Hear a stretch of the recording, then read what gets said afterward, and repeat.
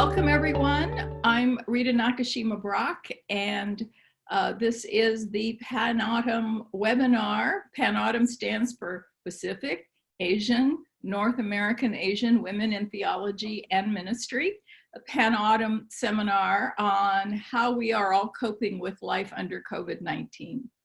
And I know we have a few guests that have signed up for this. So welcome to you. If you're not familiar with PanAutumn, I hope you'll learn something about us in this webinar.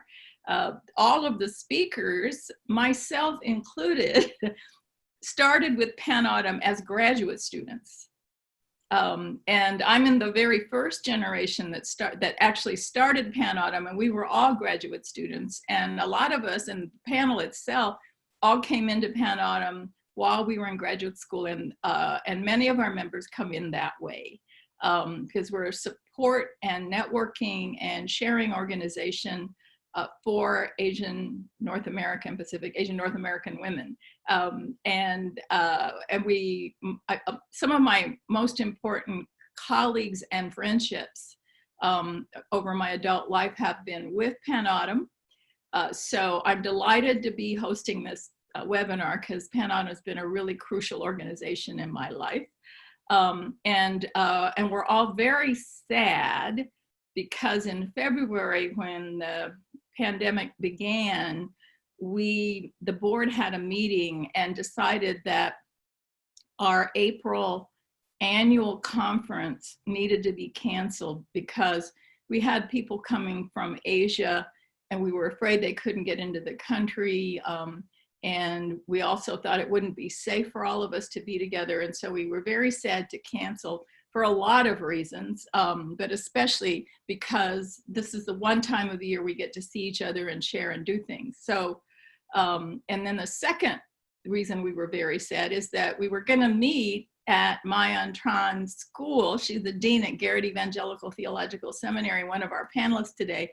And they had made so many plans, and the people that were putting together worked so hard at the ground level and on the program. And then we just had to say, no, we really can't do it. So we're very sad about that. And we're doubly sad because this would have been the 35th PanAutumn annual conference. So I'm almost 70, which means for 35 years of my life, every spring has been PanAutumn. So half of my life. And we were really sad because it was our 35th anniversary. The annual meeting is one of the ways we keep ourselves afloat financially. And so the anniversary is important to us for a lot of reasons. And this year we finally decided, rather than being incubated by another nonprofit, that we would get our own 501c3 and be a freestanding organization. And so we got the 501c3, and then we didn't get to have the annual meeting. So it's sad for us. And so I know it's a tough time for a lot of people with job insecurity and student debt and all kinds of things, but I'm hoping that because we didn't get to have the annual meeting, that you might consider making a donation to PanAutumn this year in the amount, in some 35 amount. That's 35 of something, dollars, tens, hundred, whatever you think that you can afford. And Sam, if you would put the slide up. There's a slide. There it is. There we go. That's the address you can mail a check to. I'm going to leave it up there for a minute while I introduce our panel. So as I said, we've all been part of PanAutumn since we were all graduate students, and we've all been part of the work of PanAutumn at various points. We run our own annual conference, so we have volunteers that do that every year, and so many of our panelists have been involved in that as well.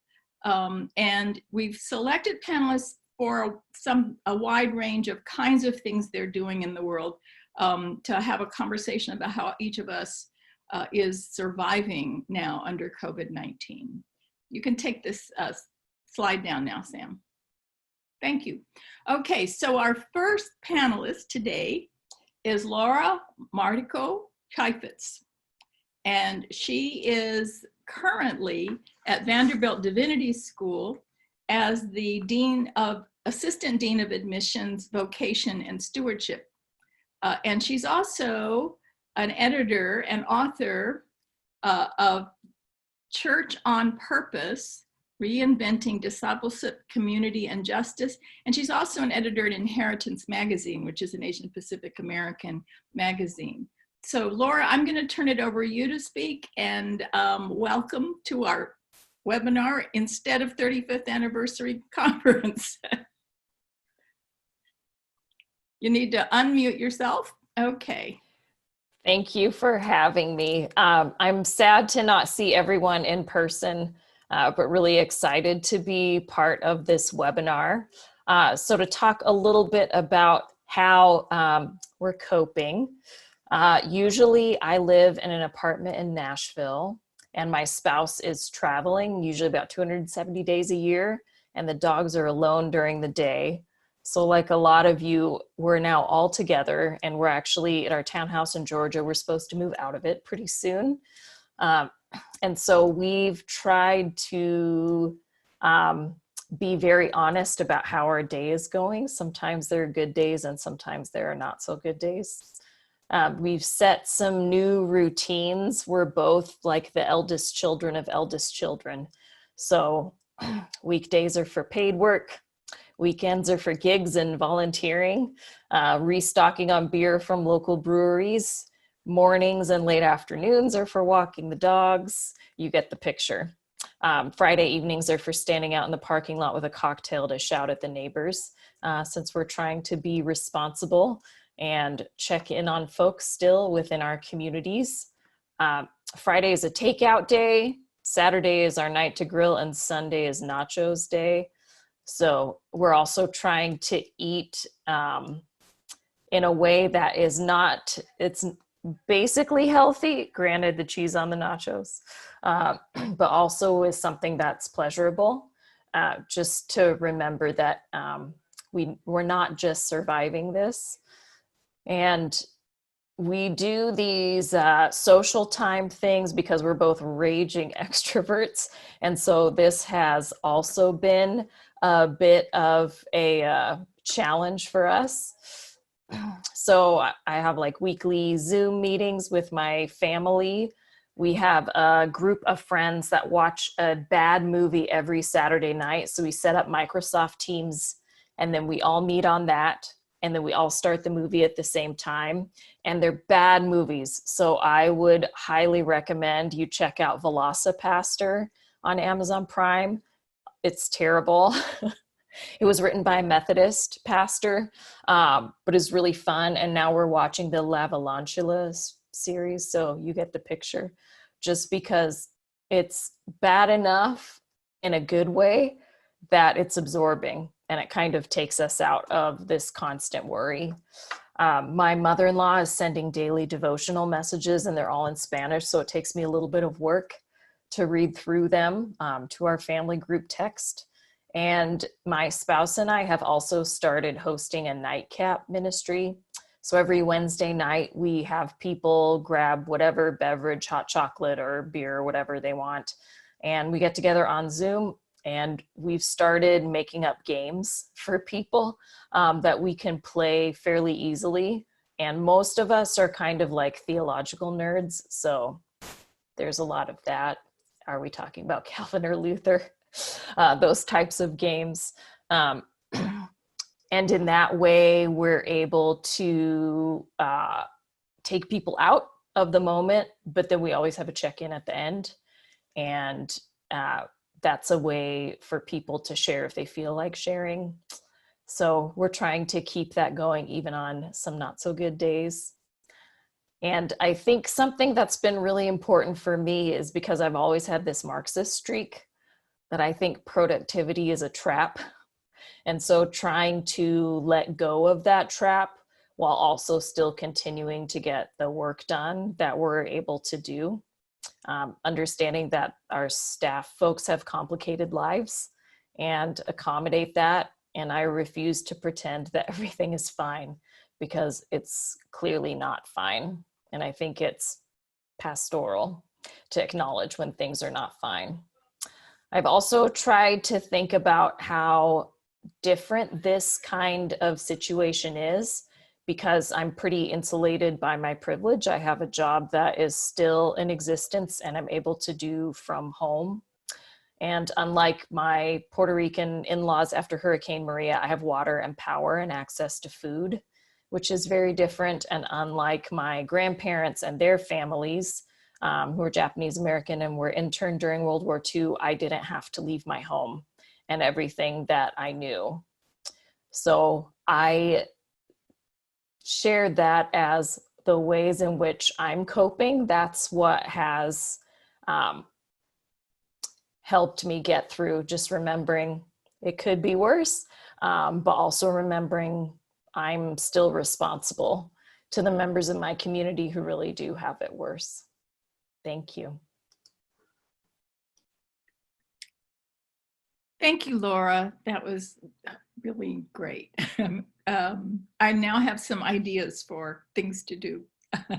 And our next panelist is Sandhya Jha, who is the founder and director of... Can you upload that to the Google Drive? Whoa. And then what I will do is I'll look for... Oh, okay. So is Sandhya Jha, who's also got a friend in the building that we're listening to. She's founder and director of the Oakland Peace Center, which I was involved with when I lived in Oakland. It's an amazing organization that she basically put together. And it's an amazing operation. And she's also a writer, and her latest book is Pre-Post Racial America, Spiritual Stories from the Front Lines. So go for it, Sandhya. Hey friends, you know, my roommates and I have talked a fair bit about the fact that a lot of folks are going to very extreme lengths to pretend everything is normal. Everybody has the fabulous backdrops and everybody's acting like they're not sheltering in place with 5 other people. And we've decided we're sharing space. And actually, the fact that there's only 3 of us in one apartment puts us in a level of comfort compared to a lot of the people that we work with and work for. So we're doing our best not to put too much polish on the reality, because a lot of us are dealing with the challenges of sharing space and trying to figure out how to do this work with the best integrity we can. I gotta be honest, one of the weird gifts of this moment is that my roommate's wife, who is with us, is the head of an Afrocentric, women-centered CDC in North Carolina. And she's on calls all day trying to support Black farmers and trying to support women-identified cooks and caterers, and making sure that her community is well fed and making sure that the resources aren't being channeled into propping up white supremacy. And so I kind of feel like I've got my own coach in the space with me all the time. It's one of the weird upside down gifts of this moment for me. And one of the reasons I've needed that gift, honestly, has been, as Rita mentioned, I'm the executive director of a small, scrappy nonprofit that is oriented around racial and economic equity as the foundation for creating peace in the city of Oakland. And as fabulous as I know everybody on this call thinks that is, not every single foundation is jumping up and down to fund that work. So we're small and scrappy and have to do a lot of fundraising to keep the work going. And all of our fundraising collapsed in March, April, and May, because it's always relationally based, in-person, community-oriented fundraising events. And I had to let go of almost all of our staff about a week ago. We tried really hard to patch it together. We tried really hard to keep things going until some emergency grants came through and we couldn't. And at the same time that we're trying to expand our community gardens so that the people in our neighborhood who have lost work, because most of us were patching things together in the gig economy, are in dire need of an increase in food security. some of our own staff are having to rely on those same resources. And it's killing me a little bit. It's a reminder of the fact that racial capitalism is what has propped up this country from its beginnings, from the enslavement of our Black siblings and the attempted genocide of our Indigenous siblings to the current moment we live in. And it's all laid bare in a different way. So I don't know that self-care is something I am fabulous at. I have always found my strength comes from my community. And so there have been two specific moments that I have learned from that have helped me realize what I need to do to take care of myself. And one of them is Pan Autumn is such a glorious community of people who resource and encourage each other, because we get to talk about the challenges we face day to day that not everybody around us understands. And that's the thing to really grieve and miss right now. I'm really lucky because I go to a church that has API Heritage Month focus. And the 5 of us who are preaching next month got together the other day to brainstorm the theme for worship during the month of May. And people shared the challenges they're facing with immigration processes. People shared the challenges that they're facing right now with being harassed when they walk down the street. And we had a chance to encourage and support each other. We had the chance to share the stories of the times that our parents have told us to keep our heads down, to not be disruptive because they are afraid for our well-being and our safety. And we feel like keeping our heads up and speaking out is our best chance of survival. And the theme that emerged for us over the course of that conversation was whispers and shouts. And I find myself really appreciating the fact that I had that little moment to share stories and experiences with people who can relate to my life in ways that I don't get to every day. I'm going to start carving out more opportunities to show up with my API siblings in the coming days because it is life-giving. And Laurie Heifetz and I met at the Pan Autumn at Mills College in 2002. And so Laura is one of the people that I am going to be following up with to trade stories and find life from. The other glimpse of life I've gotten recently was the Oakland Peace Center is running a book group right now. And one of our staff members said we should read Paul Ortiz's Latinx and African American History of the United States. And I was like, JK, that's a really intense read. Are you sure? It doesn't seem very inspiring. And he said, well, we need to be honest about the context we're living in right now if we're going to find a way out of it. And also, who better to guide us than our Black and Latinx ancestors who didn't just survive horrific things, but they organized, they fought, they built alternative systems, they created new realities. And those stories don't get told, but it doesn't mean they're not the foundation for how we create possibilities in the midst of impossibility. So that's really what's been lifting my spirit and keeping me going. And I can't wait to learn more ways I can be doing that from the rest of you today.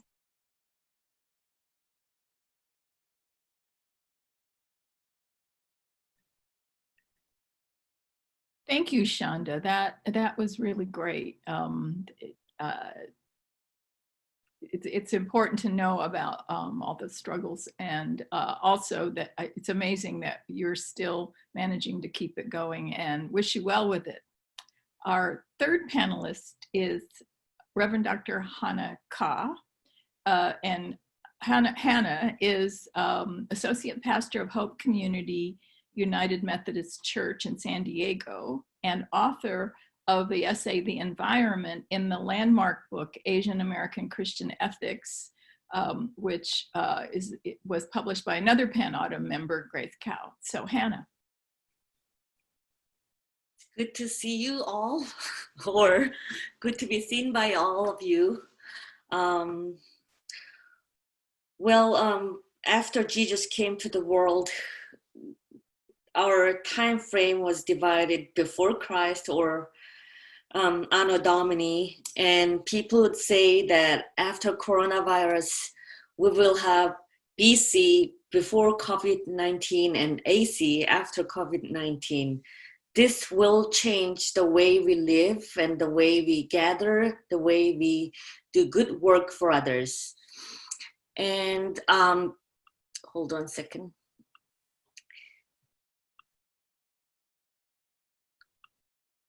Yes, I'm a mom of a 7th grader, and currently at our house we have as our nephew with us who was sent from his dormitory in East Coast and is taking online classes at our house.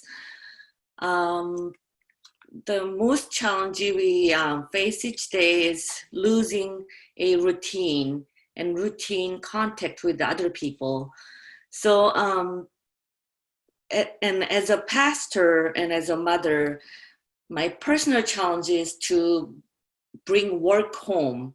Before coronavirus, I usually worked at church office or visited people and met people outside home. But these days I'm having all the Zoom meetings and calls and all the work right from our house. So as we live a life without any routine, we came up with this weekly chores, and we have routine of preparing meal and doing dishes and putting dishes away and doing grocery shoppings.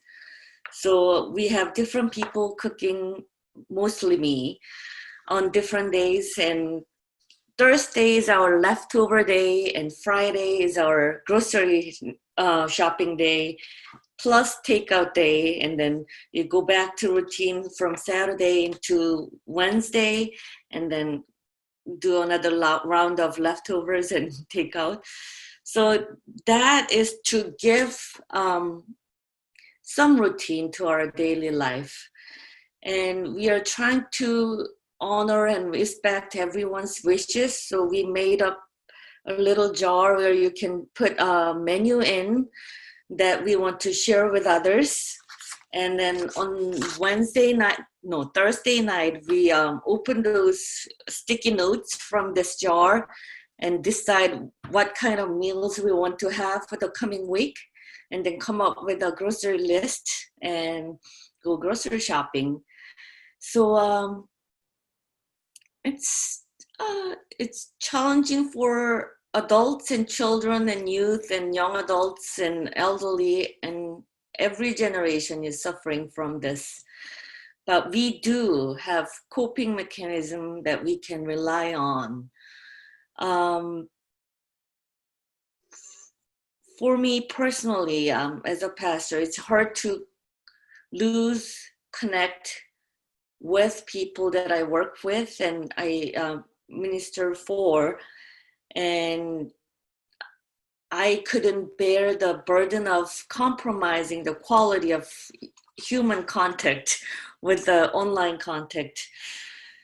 So I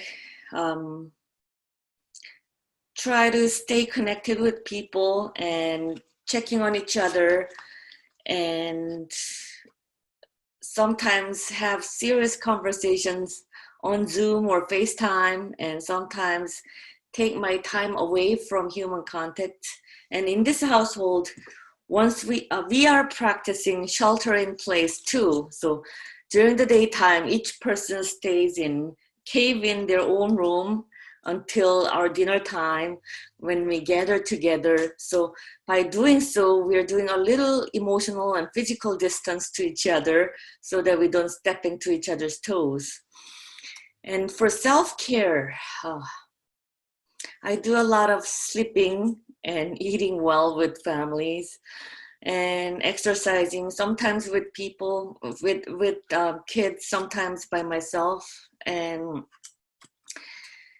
for spiritual self-care, I do group meeting on Zoom. We call it covenant meeting. Sometimes we share beer over Zoom with other pastors or clergy friends.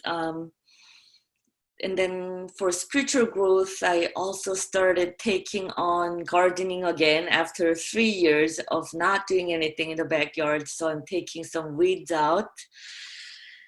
And these days,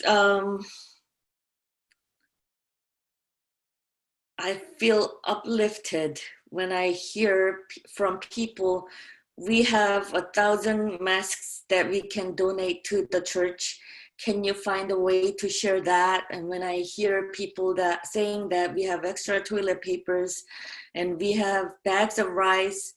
So the church became not a gathering place, but a place where we can distribute goods to people who are impacted by this. And as a church doing online worship services, we are getting smaller amount of financial contribution to the church, but we decided to do a little special fundraising to help out small business owners of our church community and to help out a school for homeless children in downtown San Diego.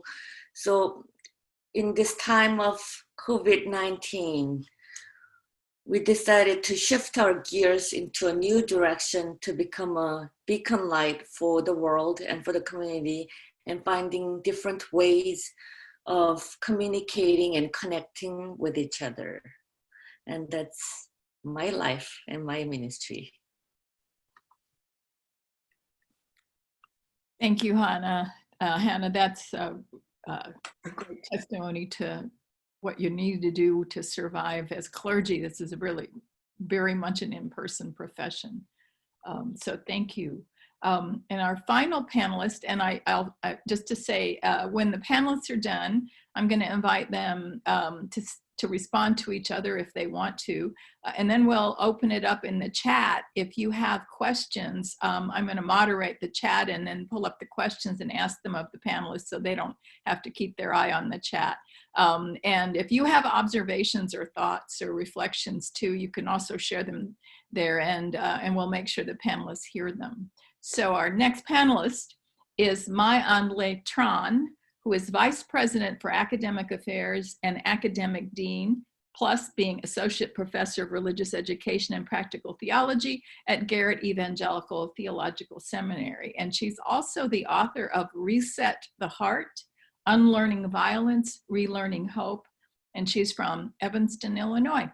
Mai-Anh, it's all yours. Unmute yourself. You had to say that to somebody, right? Thank you. Can you hear me okay? Yeah. Perfect. Thank you. Thank you so much, Rita. I am actually embarrassed to be invited to join this panel because I'm not sure whether I have anything to contribute to this topic of coping and caring for self and others in this time, because I feel like I need to take a page or two from my colleagues on the panel here. Before I start further, I'd like to give a shout out to my colleagues at Garrett, especially those of you who are on this call today. My colleague, Professor Ann Jo, who's the director of the Asian Center at Garrett, who had worked extremely hard with our staff colleagues, our students, to put together Pan-Autumn Conference this past April, and we're very disappointed that we couldn't host everybody.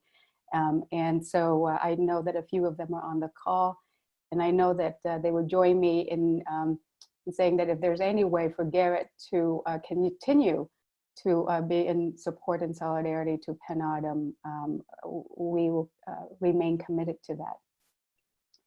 So in thinking about, what I have to share today and listening to my colleagues here on the panel, I thought there's just two cluster of things that I could offer to the table. First of all, I am at home with my parents. So we're sheltering in place here. We each are fortunate enough to have a little corner of the house that we rent. And the three of us being clergy, we've got a little bit of a house church movement developing, is what I'm calling it, because I am sequestered in my little room here. It's a home study. Most of the time my door is closed because I'm in back-to-back meetings. I get the testimony today. I think this is my 4th Zoom call that I'm on, and I have got several others to get on after this. So my door is closed, and yet my folks are down in the basement, and every now and then I'd hear them like either singing or talking or praying out loud because they're connecting with their church folk. And it's lovely for me. I think it's I call it vicarious worshiping, because even if I am completely tuned out to my spiritual well-being, there's a sound that comes from the basement, that comes from them, that just kind of wakes me back or awakens me back to what's real and what's present here. And then what keeps me distracted in a good way would be the fact that I'm not known as, you know, the academic dean or the vice president for this and that to my 7-year-old niece, whom I FaceTime with every now and then, because to her, I am auntie number 2, because that's how we address each other in Vietnamese, you know, by birth order, right? Or by, you know, your social order in the extended family system. So I'm auntie number 2. And so every now and then when I Skype with her, we would be doing things like reading you know, different children's books, or this is a resource that I'd love to plug. It's the progressivechristianity.org's resource for children in a wisdom series, spiritual curriculum for young hearts and minds. And so we read stories, and then we would reenact them through different objects or toys, or, you know, stuffed animals that either she has or I, you know, try to scrounge up around here, and we would just reenact stories. So it was really fun doing that over Easter, reenacting, you know, from Palm Sunday down to up to Easter. So that was great. And then when we're bored and we don't have anything other, you know, brilliant to do, she would make me, like literally make me sit down and get out my color pencils, which is the only thing that I have now. She's got crayons and acrylic paint and what have you, but I have my color pencils, and she teaches me to draw. So we were learning fruits the other week, and so it keeps me sane, really. It keeps me humble. It keeps me laughing, and it's the way that I decompress. Because just the other day, out of nowhere, she's coloring, I'm coloring. You know, sometimes we don't even talk to each other, and just out of nowhere, she's like, "Go hi," which is how she refers to me, auntie number 2.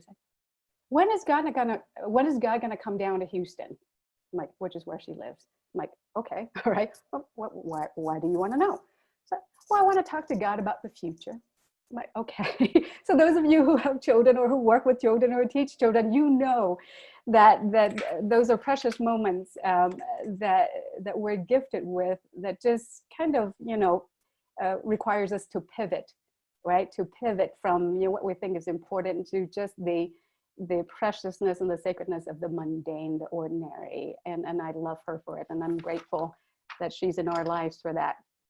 So there's that, you know, kind of the family, the extended family, the family in Vietnam that we still try to touch base and see how everybody's going, how everybody's doing. And then there's the house church that's organizing in my basement right now. There's the meals that await me whenever, you know, I can get a quick break from work. But that's my home world right now. And it's in contrast to my work world that has invaded my home world, right?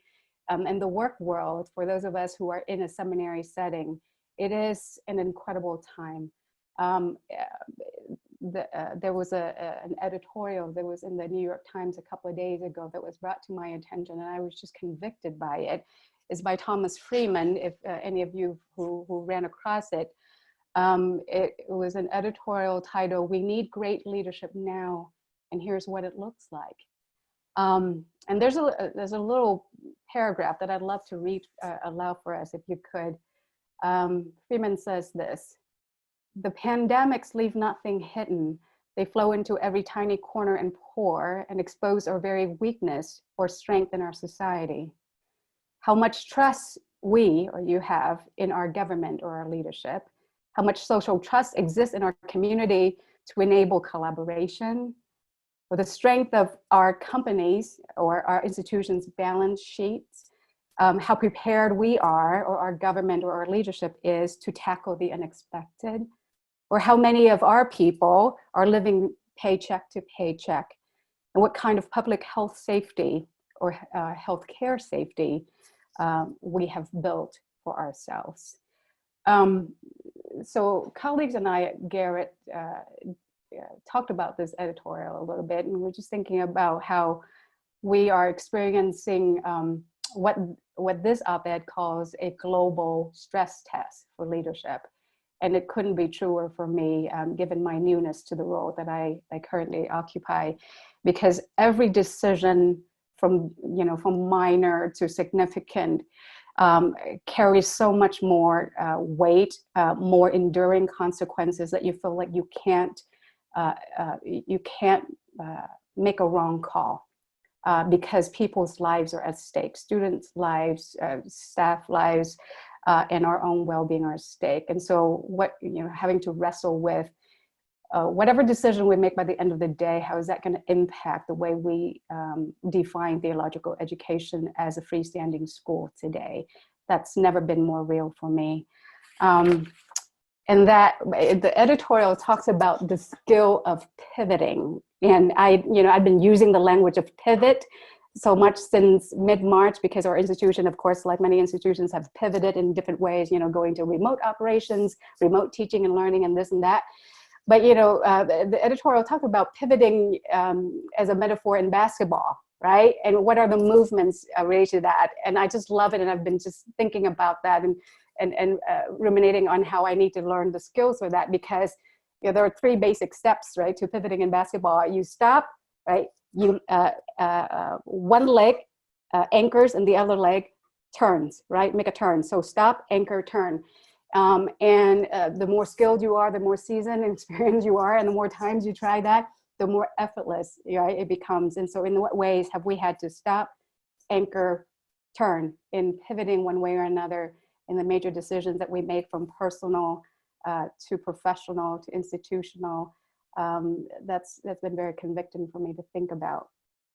So I'll stop there and invite my colleagues to get into the conversation together. If that's okay, Rita. Yes, thank you. Thank you. That was also really helpful. So I'll invite the panelists all to turn their cameras and mics back on or unmute yourself, and see if any of you have a response to things you heard or things that you meant to say and didn't say. I was thinking about the matter of caring for students at the Divinity School in the midst of trying to get my own life together and how under this level of stress for so long, like we start seeing those of us who are getting stressed, like we can kind of see each other's kind of ragged edges, I guess, and how much we need to care for each other in this time. And thinking about one of the things that it was all hands had to figure everything out all of a sudden, like any of you who works in any institution. And so getting together and figuring out a time we put together a couple of weekly opportunities for people to get together. And one of them was a Monday meditation. It was just like 15 minutes. We just did a meditation and a reading and some music and lit a candle. And the amount of time trying to be really responsive to what some of the students need. And I think the real struggle in when am I also getting my spiritual needs met? Like, it was great when other people were leading it. I only led it once. So that was great to then see my colleagues lead it and feel that spiritual presence. And also thinking about all of the students for whom that was not something that they needed at that time. So I think that's, I have not been an NF for a while. I switched to ST. So like, I know there are feelings, but I don't care overly much. the Myers-Briggs. Anyway, but I realized like I'm migrating back to some of those skills and just worried, you know, about how everyone else is doing. And so I wonder how the rest of you have kind of dealt with that struggle between like, there's so much to deal with for yourself, and then there's everybody else out there too that you care about. Anyone want to respond to that question? I don't want to flatten any cultural experiences because we represent such a diversity of cultural experiences within Pan Autumn. I have noticed that a lot of my API and especially women or femme identifying API friends are leaning into caretaking as a way that we are taking care of ourselves by showing up for others. We're feeling, I don't know if that's about control, and like we feel like we can manage things. I know that in those first days of lockdown, when I didn't know what to do and felt completely overwhelmed, I started cooking containers of dal and rice and dropping them off at the front doors of all of my friends. And I also wonder, you know, it made it easier to do things that I think are good ethical practices institutionally. We established unlimited sick leave so that people could take care of themselves, and we encouraged our partner organizations to do that. I actually gave anybody who was able to the opportunity to have a week of self-care time just to put themselves together in the midst of everything we were going through. And so it was really nice to have these moments where I was leaning into some ethics practices that were also about care of other, that helped me feel a little bit less torn up and overwhelmed. I wonder if other people have had that experience. And I know that we had gotten a question specifically around supporting students who are going through this semester. And it's interesting, you can tell I've been outside of a formal educational institution because I helped lead a training program at Allen Temple Baptist Church, the Emerging Leaders Program. And we basically said to the students, you know what? The way you pass this semester is by taking care of yourself, because we need you in the movement for the long haul. But we can get away with that because we intentionally position ourselves to be an informal educational institution.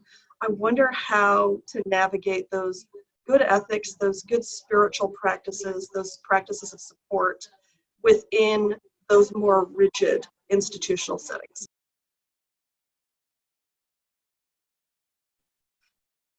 Excellent set of questions. We have several institutionalists here. Hannah, were you going to jump in? I had a thought that yeah. As a person who's been out of academic institution for 9-10 years now, I didn't have any clear idea about how students would struggle through this time. But now that I hear that question and I see my kid and my nephew going through the same struggle here, I came to think about this quarantine time as my PhD dissertating stage. Back then, I wasn't caved in by the social imposition, but I chose to cave myself into my room and have my own quarantine time to finish my dissertation. And as I try to think of the link between the two, I saw a little picture on Facebook that for PhD students, there's no difference before coronavirus or after the coronavirus, because they're already caved in to focus on their dissertation. But still, it's hard to focus when the world around you is impacting the way and the future of your career and education. And I heard my nephew sharing his concerns about the quality of his education at college. He's a freshman in college, and this was his first semester after a gap semester. and he's not happy with the quality of education he gets through the Zoom class, and he's not sure what the future will be like after this education. And many of you who are going through the graduate school, especially in divinity school settings, when we are losing lots of meanings of faith communities, you might go through similar struggle and losing hope in the future of your career and the future of Christian communities or any religious communities or nonprofit organizations or divinity schools. And I am, as a pastor, at the same risk. We don't know what the future of our church will look like, but these days I'm keeping hopes up as I reflect on the Genesis 1 account. God created new world order out of darkness and void. And we may feel dark and overwhelmed by this uncertainties and ambiguities of society, but I am glad that God is putting an end to our individualistic and capitalist society and recreating a new social order. And like Mai-Anh said, it's our time to stop and anchor and change the direction and think about, if you have extra time, think about new ways of impacting others' lives with your degree and education, and use some time to be more creative in your dissertation and in your study. That's my contribution. Thank you. So Mai-Anh, there are a couple of questions for you. One was the meaning of amen from your book, at the last word in your book, and how can we learn hope in this time? And those are questions I think in some ways that especially the hope question is one for all of us, but I'm going to begin with you. And then there's a question for you about what your international experience, your transnational experience is in relation to your family in Vietnam. Thank you, Rita. A couple of things. I think it's all tied together. I appreciate the themes that are threaded throughout what we've had to share, right? You know, what does it mean to make it so? Right, amen. Make it so collectively in a recommitment, reinvestment in hope, which is not optimism. Like, I think, you know, in different ways we've heard that being reminded to our collective consciousness that we're in the period where we need to grasp hope, and it is not just, you know, optimistic thinking. So what does that mean? To connect to what my colleagues have just said, for Garrett as a seminary, I don't want to be boastful, but I think we've made some academic decisions that I want to be proud of, and I need for us to lean into a little bit more, right? Because the question of what is quality education when we're having to pivot now, right? And are we scaling things down, dumbing things down, watering things down? But what the nagging question for me is 20 years from now, when our graduates think back to spring of 2020, what will they remember? What would have been formative for them, right, in this period? What would scaffold them for a lifetime of religious leadership, of ethical, courageous leadership in the world, right?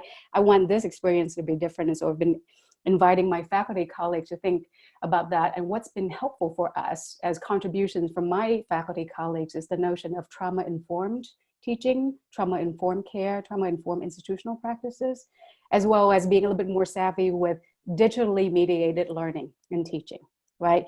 So the fact that we're being mediated as human beings by technology now, right, to get into that world a little bit more, while at the same time understanding how, you know, our whole selves are being re-choreographed, right, from the brain down to the choreography of our bodies, right, because of the pandemic. So that has been an interesting thread of conversation for us as a seminary. The transnational question is not only personal to me and my extended relatives in Vietnam. We check in with each other in different ways. I mean, the short answer to this is that we not only not only do I have personal stake, in relationships across the globe, but also we have international students in our seminary community that remind us that this is a global reality, right? And so all the talk that we've had about globalizing or transnationalizing theological education, this got real fast, right? When the fact that we've got international students, visa students who, have to think about decisions. Where do I stay? Do I go home? If I go home, can I come back? We have newly admitted students who don't know whether they can join, come to Chicago in the fall. And so suddenly the decisions that we, up to this point, about, global consciousness and theological education as a kind of a fanciful curricular commitment became like a material priority for our community, just as it's always been a material reality for my family.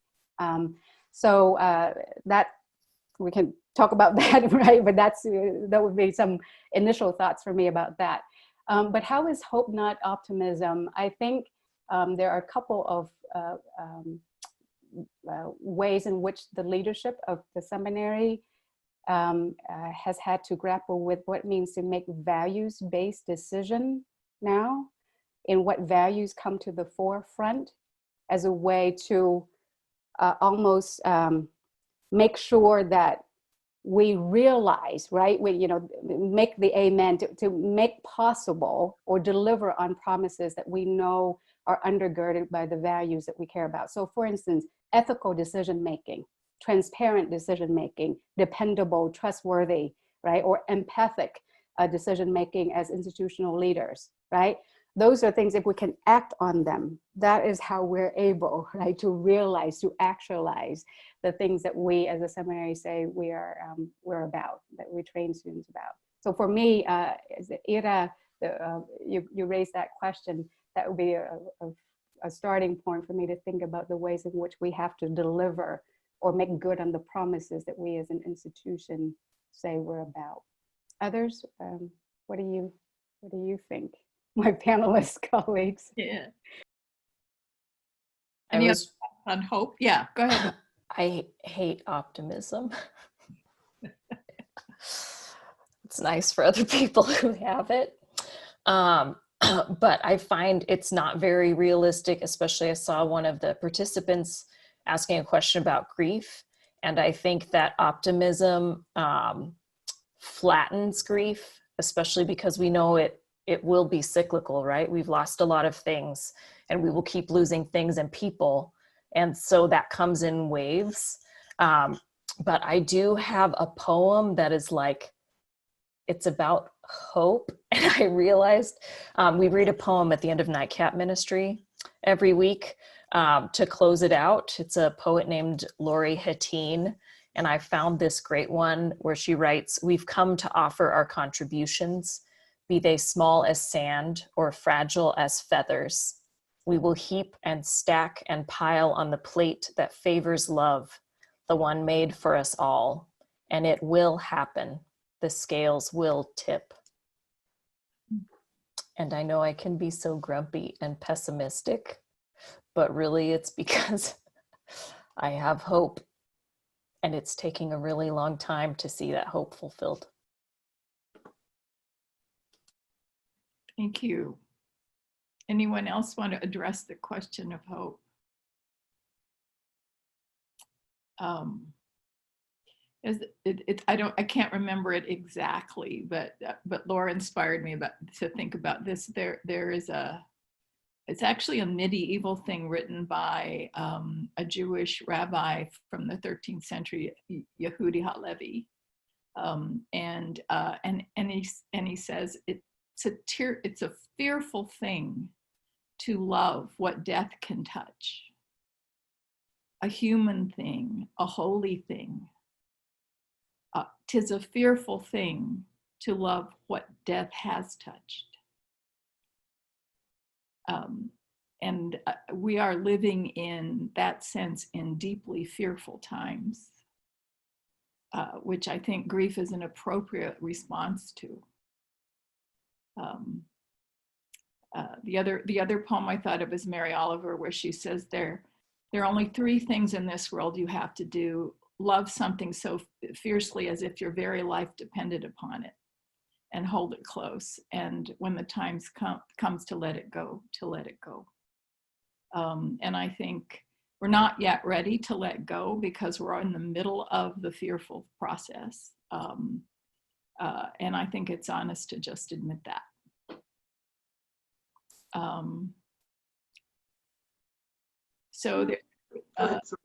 Yes, go ahead. Well, I find myself thinking about the intersections between grief and hope, and I think I'm seeing Grace raise some questions around caretaking. There is something about this moment amidst all of the horrors, and obviously in a community where we're primarily working with lower income folks of color, I'm particularly aware of the economic impacts, even more than the physical impacts, whereas a friend of mine from New York has been to 5 Zoom funerals in the past week. So we're all bearing those pains differently. My family in India is from a village that has not yet been significantly impacted. So they're sheltering in place, but it's mostly because they think it's the polite thing to do rather than because it's impacting them compared to people in urban areas in India. All of that said, what a moment for us to get to pause and recognize what's actually important, what we actually want to value, what we want our community to be centered on. And so these traits that have previously in our society been seen as necessary but not honorable, like caretaking, like compassion, like collaborative solution making. What does it mean that those are the most urgently needed things right now? And how do we start shaping a world around those values? I think there is a really beautiful opportunity to say the testosterone-driven leadership style is killing people, and the slow, interdependent processes that are modeled so beautifully for me and my community by people from the disability community, from my own API, radical activist communities. I'm not just saying the elders in their old-fashioned ways, but in our activist spaces, the ways that we show up for each other. I mean, I remember Rita sitting at my dining room table and saying, I've got to leave Thanksgiving early because I'm going to take a pie to the people down at Occupy Oakland at the Interfaith tent. These practices of showing up, which was at least half unsheltered folks who were also activists, right? Who were showing up for each other. I'm not hopeful. I'm definitely not optimistic. But the fact that we get to live the thing that we've been saying for years is the only way we'll survive. What an opportunity amidst all of these horrors. Thank you. And we're almost at the end of our time. I want to thank you all a lot. It's a lot. We've talked about a lot of things. I think I'll be thinking about them and taking them in for a while as I reflect on all the many rich things that have emerged in this conversation. So I want to thank you all for being willing to give us your time. I know most of you are really busy surviving and doing what you have to do right now. The one thing I would leave us with is that one of the things I think most of us have lost in some sense is the normal rhythms of a day that punctuate our time, the getting up, the getting ready to go, to have a meal with people, or all those sort of things that may not now be operating because we're stuck at home. So we have to figure out, I think, to help ourselves by creating rhythms for ourselves, creating more structure, because we actually remember things and know who we are because time isn't the same all the time, that there are punctuation points. And I hope one of those punctuation points we can all practice as we move into who knows how long with this. Right now, we just don't know how long we're going to be in this state. So that's part of the insecurity and anxiousness, is will we ever get out of it, and when? And it seems to go on a long time. So the last thing I would say is, if you can create those rhythms in your day, create one space in that day to just be with yourself and that inner voice in you, and to actually be present to your inner self, which I think is the space in ourselves that's holy. Because it's easy to be distracted by all the things you have to do, but really it's that silent and clear pause that helps you remember who you are and helps you calm down the stress hormones in your body that are circulating, that gives you a place of peace, and actually helps you restore your soul and your body at the same time. And for me, that's partly mindfulness breathing, but it's also for me singing. Shonda, I know sings, but singing can do that for me too. And so my church choir meets every other Thursday, and we don't actually sing together, but I always am reminded about how much there's a profound spiritual centering in singing and chanting as well as silence. So I think if we remember that who we are is holy, we'll remember that the world is also holy, and we serve it in a way that will be full of grace in the midst of all the pain and anguish and sorrow. So thank you all for being with us. And we will be having more of these. This isn't the only one. So we hope that you'll stay tuned for more of these as they emerge and when we put them together. Thank you, and bye everybody.